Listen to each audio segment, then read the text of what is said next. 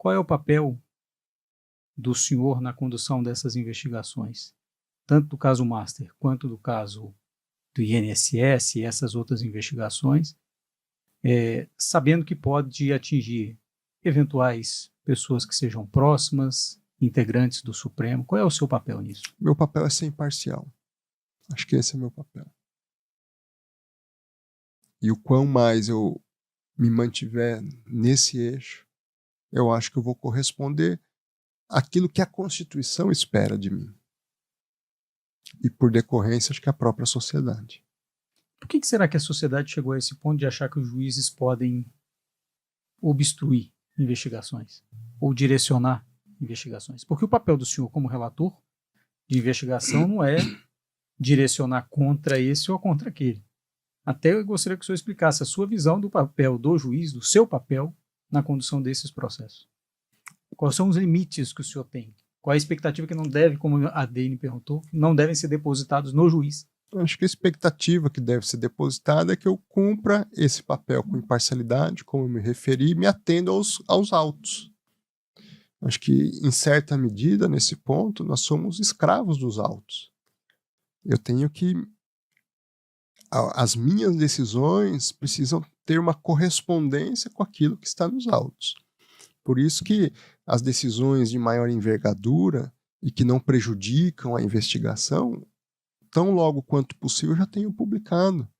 Porque é a forma da sociedade também avaliar os critérios que eu adotei para poder tomar aquela decisão, deferindo ou indeferindo uma determinada medida. Então, é eu ter esse papel de convencimento racional que o juiz deve expressar. Como é que a sociedade vai ver essa imparcialidade? Ela tem uma questão imaginária? Pode ter, mas isso se evidencia na prática como? À luz da correspondência das razões apresentadas numa decisão com as evidências que você tem nos autos. Uns vão concordar, outros vão discordar da sua decisão. Mas um ponto de convergência mínimo deve haver. Tem fundamento. Essa decisão, como se diz, para de pé. Ela tem uma racionalidade justificada que transmite a credibilidade que se espera do Poder Judiciário. Então, acho que é perfeitamente natural, por exemplo, que o Congresso Nacional, em determinado momento, queira fazer reformas no Poder Judiciário e no Supremo de modo específico. Eu mesmo defendo alguns pontos que, para mim, seriam mais adequados para um Tribunal Constitucional. Por exemplo? Primeiro, retirar a competência originária de ações penais. Não tem precedentes em grandes países de um Tribunal Constitucional que, ao mesmo tempo, é a instância originária de investigação e persecução de ilícito, e julgamento de ilícito penal.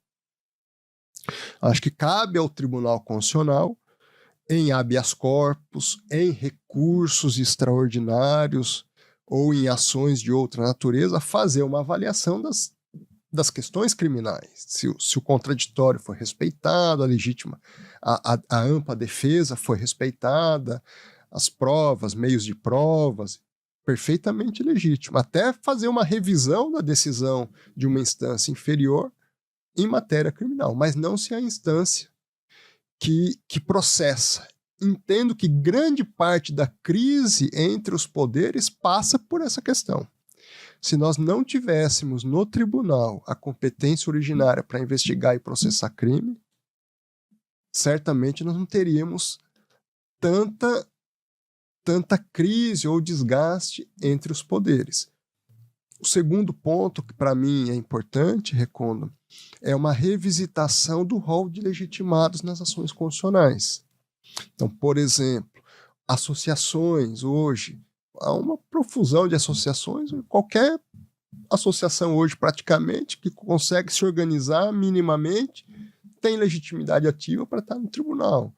As questões de partidos políticos com apenas um representante, veja, para questionar uma lei do próprio Congresso Nacional, um único representante pode ir diretamente ao tribunal.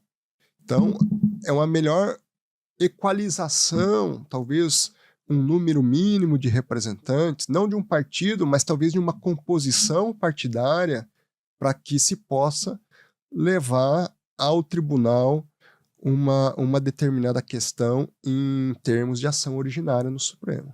Agora, o senhor falou das questões criminais. Eu não sei qual seria a solução. Jogar isso para o Superior Tribunal de Justiça? Minha opinião seria. Pois é, mas imagine o senhor lidar com uma situação que o senhor tem agora. O senhor está vendo o desafio que é levar essas investigações adiante. O senhor acha que um tribunal que não fosse o Supremo teria força? Até para investigar, por exemplo, um eventual ministro do Supremo Tribunal Federal? Ou um presidente do Senado, ou um presidente da Câmara, ou um parlamentar? Sem dúvida que teria. Ele é magistrado, vitalício. No STJ, por exemplo, uma instância em termos de legalidade, é a instância máxima de controle de legalidade. Não vejo um ministro do STJ menos capaz ou com menos autoridade para levar uma investigação de grande envergadura adiante. Você acompanha o noticiário assim? Pois saiba que lá em Brasília eles são assim. Em ano eleitoral, as raposas da política querem que você fique longe do jornalismo de qualidade da Gazeta do Povo.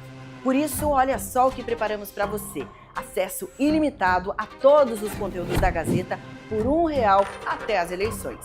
São 3 meses para você experimentar por muito pouco o acesso ilimitado a notícias, reportagens e análises de um jornal que quer muito para o Brasil.